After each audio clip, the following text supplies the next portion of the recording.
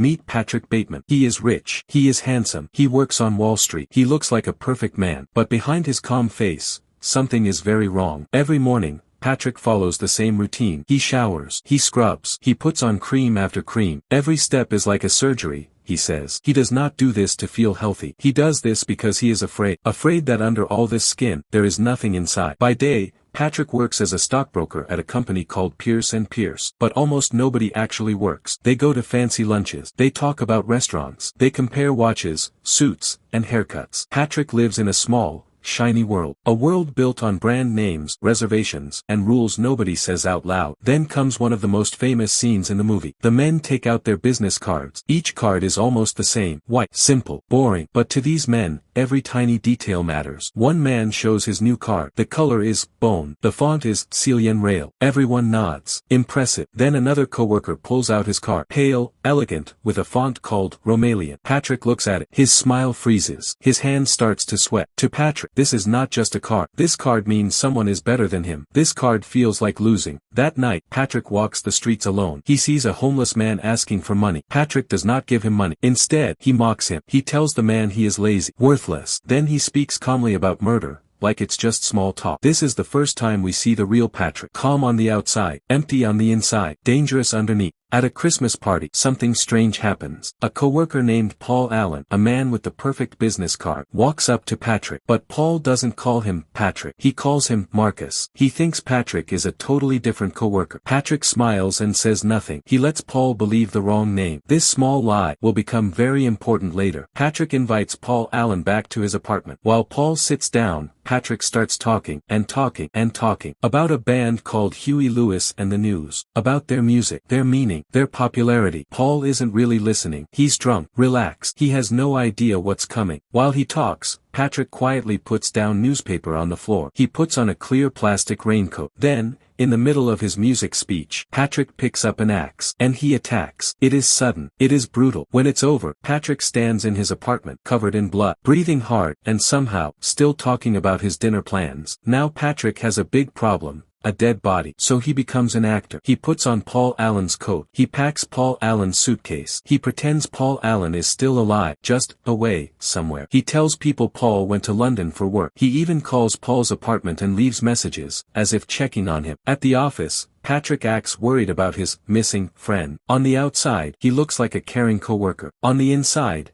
he is hiding a murder. Paul Allen doesn't come back. So a private detective named Donald Kimball starts asking questions. He learns that people thought Paul Allen was gay, and that he spent a lot of time with his old college friends from Yale. The detective is trying to find the truth, but Patrick keeps acting normal, calm, clean, innocent. Slowly, his lies start to work. People begin to believe Paul Allen left. One night, Patrick picks up 2 escorts. He brings them back to his apartment. He sets up a camera to record everything. And once again, while things get intense, Patrick starts giving a speech. This time about the band Genesis, and how their music became more commercial over the years. It's strange. It's uncomfortable. For Patrick, sex, violence, and music reviews all blur together. None of it feels real to him. Patrick's secretary, Jean, is a simple, kind woman. She likes him. She trusts him. One night, she comes to his apartment. On his coffee table, there's a crossword puzzle, filled in, again and again, with creepy words. Meat, bone. Jean doesn't notice. She just sees a man she cares about. In the background,